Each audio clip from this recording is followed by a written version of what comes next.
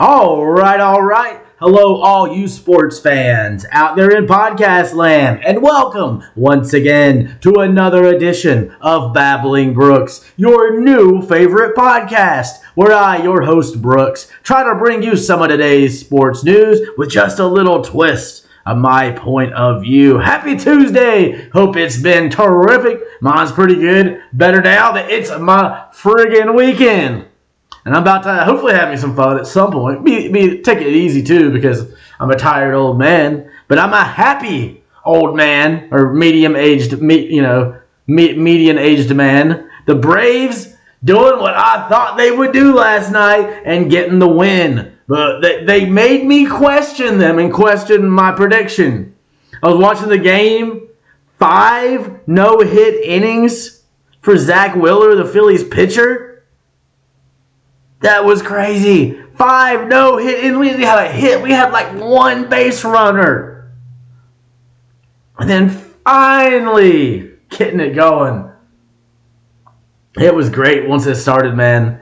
The 6th, the 7th, and the 8th inning. The Braves scoring all 3 innings. You gotta love it, as I love to say. And it was looking rough for a minute. But we got it, man. Acuna walked. Opened the 6th. Ozzie Albies came up and got the first hit of the game, ending Zack Wheeler's no-hitter with a single that turned into a run scored. Not an RBI, though, because the run actually scored on an error. Acuna was already over to third, and when the throw came back into the infield, Trey Turner bobbled it. I couldn't believe he did. I watched that. I'm like, wait, did he mean to do that? Shit, he's really pretty good at this stuff, usually defense. But that was 2 errors for him. Sometimes it just happens. When things aren't going your way, things aren't going your way. And it was like all of a sudden, the things weren't going the Phillies' way. After 14 scoreless innings to open this series. 5, I already said it, but I'll say it again, 5 no-hit innings. The Phillies are I think it's like the first team ever to lose when they're up by 4 runs. And haven't given up any hits. The Braves the first team to win in that scenario. And just once they got it going, man, Ronald. I felt like Ronald would have something to do with it, like with the start of it.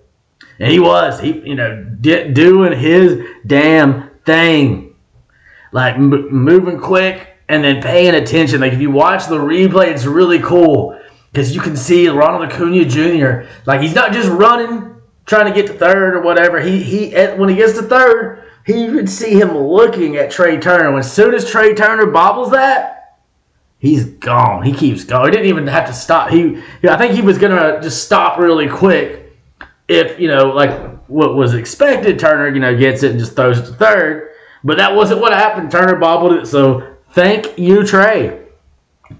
Hopefully, I'll say that to Trey Young when we win this. When the Hawks get to the playoffs and win a championship. Unlikely, but crazier things have happened. But last night was some crazy shit, y'all. The Braves 4-0 down in this one. You tell Max Fried didn't have his best shit. And Brian Snitker said the blister was fine. That didn't have any reoccurrences with that. So that's a very good sign. It just most of the fact when you hadn't pitched for so many days due to going on the injury list with the blister, about 10 days before the end of the season, 15 days, whatever. So, it's going to happen. Like, Max Fried was rusty. This Braves offense was rusty. I don't think it was necessarily the lineup change. Some people be like, we went back to the normal lineup, and we clicked. But, yeah, it took 6 innings. So I don't think it was the lineup. It's just the dudes are rusty because they tried the simulated games. But that's still different. That's simulated. That ain't a real game. And as much as you try to pretend it's a real game, you still know as a player, it's not the same. So, not taking, competitive swings, competitive at-bats for about a week can throw your shit off. And it did. But it makes me really hopeful for the rest of this series. Going back to Philly for 2 games, potential Game 5 back here in Atlanta. Braves got to win 1 in Philly. I believe they will. But we ain't done talking about this one because we only covered the first run. It's 4-1. So, it's a relief, but you're like, I don't know. We still got to do it, but that's when you had, Jimenez come on. Bullpen did a great job. Max Fried gave up 3 earned runs. The bullpen, 0 earned runs. Only 3 walks between the 5 pitchers. Great, Yates pitched the 5th. Joe Jimenez pitching the 6th. Pierce Johnson, scoreless 7th. A.J. Minter, who got the win in this one, scoreless 8th inning. And Raisel Iglesias making the bottom of the 9th irrelevant and unneeded with a beautiful save. Beautiful save. And of course, we got to that point. I'm skipping ahead because there's a lot to talk about in between all that and how it ends. Travis d'Arnaud. Y'all remember yesterday I got out here. I said, I feel a d'Arnaud dinger is on the way. It was delivered. Travis d'Arnaud. Apparently that is his 10th postseason home run of his career. Top 5 all time. There's 5 players. 2 of them, it was like I think it was Veritek. And I'm going blank on the other one, but someone from that era. They had 11. And then tied for 2nd or tied for 3rd or whatever. It was Travis d'Arnaud, Johnny Bench, and Avi fucking Lopez. He was one of my favorite catchers growing up. I loved watching Avi play. He was a Braves guy. He was young. He was a lot of fun. Did a lot of clutch hits, obviously. d'Arnaud, man, and he's done it with 3 different teams in his career. Just done a lot, really clutch stuff. And showing why the Braves didn't want to just trade him once they got Sean Murphy, because they got that 1-2 punch that no one else in the league can match. Because, there are better catchers than both of these guys. But there ain't no team in this damn Major League Baseball that has a better 2-catcher combination than these dudes. And d'Arnaud, I told y'all he hit a dinger. And it was a 2-run shot. Matt Olson on base for this one. d'Arnaud 1 of 3, but made that 1 count. No Braves with more than 1 hit. Acuna got on base twice, but didn't get any hits. He was 0 of 2. Had the walk, of course, led to him scoring run number 1 of this game. In the 6th inning, the 7th inning, of course, Travis d'Arnaud and Matt Olson are those 2 runs. And how about the 8th inning? Ronald Acuna Jr. gets hit by a pitch. And then he goes we're waiting on him to steal a base when he walked earlier. Didn't end up needing to. But Ronald Acuna Jr. gets him a stolen base. Gets him, moving on over. Just putting himself into action. Getting in the pitcher's head. Because whatever happens in those situations, they're going to have to pay attention. And they know this. And it just, you knew he was going to be involved across the board. And, he moved over. He stole a base, and he stole 3rd after he moved over on Ozzy's ground out. So, productive out for Ozzy in this one. And then next up, runner on 3rd. The pitcher is a little distracted, because how can you not be distracted from the first ever 40-70 player in the history of Major League Baseball? League leader in Major Leagues for steals this year. All-time record, at least modern Braves history, for steals in this season. Excuse me. Could not be avoided, y'all. Bless and excuse me. But just the way they did it, man, it was so cool. And we're not done. Austin Riley, because the pitcher's distracted, maybe, decides to throw him a slider. And he, been struggling against fastballs. Regular season, not so good against the slider, but he was ready for that one. He's like, okay. And he hit it out in the damn park with only 1 hand on the damn bat, y'all. Austin Riley is a bad man. A big bad man. I wouldn't want him pissed off and swinging a bat at me. Knocked it out the park. His 4th career home run in the postseason already. 3 of those homers have either tied the game or gave the Bravos the lead. In this case, he gave us a 5-4 lead that we would not relinquish. And let me tell y'all, I'm sure you know about this. Even SportsCenter had to talk about this. It was amazing. It was some Willie Mays shit from Michael Harris II. Didn't have much of a game at the plate. Still hadn't got a hit in these playoffs. 0-3. But did more than enough with his glove. Like, it was hit deep, man. Bryce Harper was walked by A.J. Minter. A.J. Minter pitched the 8th and opened up the 9th. Ended up walking Bryce Harper, which at first I didn't like, but I'm like, man, Bryce Harper has done some damage against us. Let's let him have a free base. You know, I'd rather that than, you know, him hit another homer, which is, you know, who knows? We'll never know. We didn't have to find out because he had a boner. It was like what Merkel's boner kind of thing, not like that kind of boner, you pervert. I mean, I guess he did. I don't know for sure. But they look up, there's an actual play called Merkel's boner where it was like a player missed a base going around, so a run didn't count. Like, he got called out. And it was in the early 1900s. Probably a Cub. I honestly can't remember because I haven't read about it in a while. It just kind of popped into my head. But yeah, so we get Raisel Iglesias comes in with Bryce Harper on first base. And we get it out. You know, starting out good. Sorry, forgot the exact order of everything. I just got off of work and did not have a lot of time to prepare, but I had to talk about this shit while it's still fresh. So you had a fly out by Real Muto, of course, a really good hitting catcher they got. Then Castellanos, who has had some big plays, man. He was one fucking foot away from a home run that would have gave the Phillies the lead again. But you know what? It didn't go that 1 foot. And it still looked like it was going to drop, man. I remember looking at how hard Harris was running. I was like, damn, I don't know if he's going to catch up to this ball. I'm like, it might go out the park.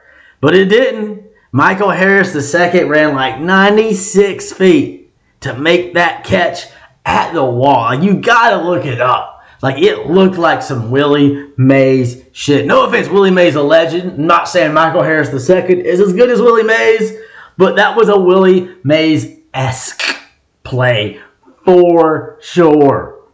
And it wasn't just a great catch because he immediately uses that cannon of an arm he has and throws that shit zipping into the infield. And I was confused here because at first I was like, I assumed Bryce Harper had already tagged up and was running to second. Then I realized Bryce Harper didn't tag up. Bryce Harper just assumed Michael Harris II wasn't going to make that catch. It's like, dude, have you been watching baseball the last 2 seasons? You've heard of Michael Harris II, I'm sure. Did you read your scouting report, Bryce? He got a little ahead of himself. But, you know, I guess you can't blame him. Not going to defend Bryce Harper much, but I will in this case. Because Michael Harris II surprises us all every day in wonderful and amazing ways. And he ran that ball down, caught it, threw it into the infield. He said he didn't even know. He was just throwing. He just saw a couple white shirts in them Braves jerseys. He just threw it. He just tried to get it in there to somebody. And it bounced past a couple guys, Ozzie and Orlando. Travis, and then, not Travis. Austin Riley, who had just hit that one-handed homer, comes over and fields it like an easy ground ball hit from the plate. Throws it to first just in time to end this game and give the Braves the win, evening the series at 1 apiece. Going back to Philly, like I mentioned earlier, for 2, Raisel Iglesias. There he is, being a hero, baby, with a save. Austin Riley, I guess, you know, saving us in 2 ways. Michael Harris II. And that was the first time a postseason game had ended on a double play that involved an outfielder. This shit ain't normal.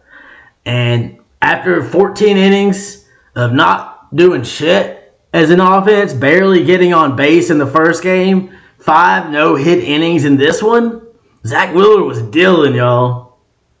And the Braves are like, man, like, we ain't like a Rolling Stone. Or we're like a Rolling Stone, gonna roll over you. And, you know, yeah, it's going to be tough going back to Philly. Them fans don't fuck around. They're going to be bringing their worst. And the Braves, though, man, like, after there was a couple times last night, I wasn't going to totally. A couple more innings, I probably would have turned the game off. I still would have followed it on my phone, but I was like, man, this is too depressing. We're not going to score at all. But I kept it on. I mean, TBS on my TV. Didn't mute it for a couple innings there. Like especially when the Phillies were hitting. Like, this is just not good, y'all. I can't watch. This is painful. But man, this Braves team, once that offense clicked, it fucking clicked for real. Like, no fucking around. It was like 1 run to get it started in the 6th, 2-run homer Travis d'Arnaud in the 7th, 2-run homer Austin Riley in the 8th. These guys are like, oh yeah, we do remember how to hit. We found our fucking bats. Beware. I feel good. Feel good. I'm re-energized. The fans are other fans are re-energized. This team, more importantly, is re-energized, and they got their mojo back, baby. Right? They did. That's the best way to say it. They got their fucking mojo back, and I believe they're going to be swinging it big and swinging it right up there in Philadelphia tomorrow evening. Game will be, I think, is at 5:07. Weird exact time. I guess got to have time for commercials, something like that, right? Gotta have those pregame commercials. Get those in while you can. Buy a bunch of shit you don't need to impress the people you don't like. Kind of stole a little bit of that from a Ransom verse. It's like buying shit you don't need to impress people you don't like. Ransom is brilliant, y'all. I was listening to his song Scriptures. Has Chino XL on it. C. Lance produced it. Phenomenal. It's incredible. Dude is one of the best bar smiths out there. Just got to throw that out there. But yeah, this team, man, like, they got hot and the Phillies were cold. Phillies ended up leaving 11 dudes on base in this one. Like, I think it was like 2 of 8 with runners in scoring position. Only had 3 hits after the 3rd inning. They got on the board early. That's what was so depressing. I was like, damn, man. They up, once it got to 4-0, because 1-0, it's like, whatever. You can deal with that. But then when it got to that, I was like, oh no. And the Braves, that's what doomed them. Game 1 of this series, leaving way too many people on base. In this game, they only left 2 on base. 1 of 1 runners in scoring position. The only time any Brave hit with a runner in scoring position, it was Austin Riley with Ronald Acuna Jr. had just moved himself over to 3rd after Ozzie always moved him over to 2nd on a ground out. This team, man, they mean business. And, the big question now is who pitches Game 3. Let's get the options I'm hearing the most about. It's probably going to be Bryce Elder or A.J. Smith-Shawver. Smith-Shawver's got a little bit better, got some better stuff, as they say, fastball, about 5 miles over Bryce's. But he's only pitched 25 Major League Baseball innings.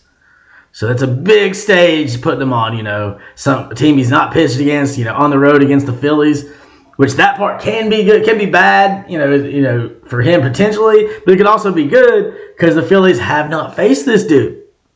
So when you say it like that, you're like, they're facing the unknown. So it's unknown on both, but sometimes that works out for the pitcher, at least the first time through the order. And he was coming back from an injury, so he was kind of dealing with a pitch count. But I'm sure whoever pitches will be on a short leash in this game. Going to get him out of there pretty quick. And Bryce, the issue with Bryce Elder is just his ERA was way higher the second half of the season. Great start to the year. Definitely deserved to be an all-star. Was leading the league in ERA for a while early on. And we would not be in the position we are without Bryce Elder. Without his clutch games early on, him and Spencer Strider were both pitching like aces when we were missing our 2 aces, Max Fried and Kyle Wright. And we're still missing Kyle Wright. He's going to miss next year too, it looks like, with his surgery he's having. And, the good thing with Max, the blister's fine. So he was rusty, which means Max Fried, if he has to pitch in Game 5, is probably going to be ready. Spencer Strider already showed he's ready. He just didn't get any damn run support in Game 1 of this series. But he looked pretty damn good. Gave up a couple runs, home run. But, I mean, this Philly team is not a team, you're going to shut out a lot. Neither is the Braves, but look what the Phillies did. And, man, their win probability went down really quick on this one. See what else there was. Yeah, but you knew it was going to be Acuna. You knew Harris would have something. I felt like Harris was going to do something in a minute at the plate, but that was just as good or better doing that shit with the glove. And that was the thing we knew we had with Harris, who ironically, I guess in some ways, not totally, but he learned playing how to play the outfield from Marquise Grissom, former Brave, of course, was an Expo too. That's what I first think of him as. But more importantly, he is the dude who caught the out to end the 1995 World Series with the Atlanta Braves as the world champions. So, pretty cool. Michael Harris grew up just up, I think it's in Stockbridge, taught by Braves legend and Marquise Grissom, and showing what he can do. And I have a feeling he's about to break that hitless streak he's got going right now. I believe Michael Harris II, just like last night, I predicted Travis d'Arnaud would ding one out the park, which he, of course, did. That really got the fans back into it. They were already out there some when Acuna scored. But when you get a home run from Travis d'Arnaud like that, making it a one-run game, like things get a little bit more lit. And the Braves lit that fuse, and it was a wonderful firecracker. But yeah, I'm still looking at this picture of Harris making that catch, man, right at the fucking fence. And go the lady, like I think it's a security guard. She had an incredible view, like right there. You got to look at the picture, not just the picture, the video, just the cannon that kid's got. And I really was in shock because I was like, what's Bryce Harper doing? At first, I literally thought he was, tagging up and he was going to second. I was like, oh, we're not going to get him. Too bad. Then I was like, wait, he's going the other way. Even his manager was like, yeah, usually you don't turn the back corner there. You go ahead and, stop before the bag so you can still get back. But Harper wasn't looking at his third base coach, who he ignores anyway. Even, with a name. It worked out good the other day when he ignored his third base coach. Maybe you should pay a little more attention. But hey, I'm fine with you not, dude. It's hilarious. It couldn't have happened to a better guy. Yeah, no, I don't think he's a bad guy, but he's a Braves fan. You're not gonna like Bryce Harper. He's hurt us with the Nationals and the Phillies. You know how it is. It's fuck the Phillies all day on this channel. I don't condone hate, but fuck the Phillies. Fuck them. Not violently or any terrible way, but just fuck them. Yeah, not the city. I kind of fuck with the Eagles a little bit. It's hard to root against Jalen Hurts. But fuck the Phillies. I think I've said fuck enough for this episode. I'm going to try to fucking stop. Hopefully, children aren't listening. But honestly, that's your fault. You should have known better. I've cussed enough at this point on. You should have known the fucks was coming. It's like Pat McAfee trying not to swear on ESPN. This shit's hilarious. It is. I love it. How can I watch it? Well, it's the one thing I'm never here at noon. It used to be I could watch all this morning, early afternoon shit any day, but now I'm like, oh wait, can't do that. Maybe tomorrow. Let's see what I'm doing tomorrow. I know where I'll be at 5:07 somewhere with a TV, so I can watch the fucking Braves. Hopefully beat the Phillies. I believe we're gonna take one of these. Game 3. I think I wouldn't be surprised if it's Bryce Elder. And maybe you got AJ Smith-Shawver come in, or one or the other. One of them will start, and if they get pulled too early, probably gonna have the other one go in there because they're not gonna have another chance to start. Because you got Spencer Strider will be Game 4, Game 5 looking like it'll be Max Fried, no issues there, hopefully, and then you'll have. Hopefully we'll win that and go on. And I feel good. I feel pretty good. Game 5, of course, will be back here in Atlanta. And I think Max Fried will pitch much better because he got his start in. And it's tough to come back when you haven't really thrown. Same as when it comes to hitting. You hadn't hit competitively, hadn't taken a competitive swing in a week. And it was longer than that with Max Fried in between pitching starts and actual games. So, yeah, he was a little rusty. But that is usually something that goes away. That's the good thing about rust when it comes to players. Not necessarily, with the real thing, rust. When it's on your materials, sometimes it's just in there. When it comes to a player like that, once you kind of shake that rust off, usually guys are kind of going to be their good old selves. And I think that's what we're going to see from Max Fried when he hopefully be pitching to give us the chance to win this series and put the Phillies away, the ghost of 2022, the ghost of 1993. No, sir. What do we say to death? Not today! Go Braves, baby. Hey, I'm going to get off of here because I'm tired. I just got off work like a couple hours, less than 2 hours ago, and then I walked home.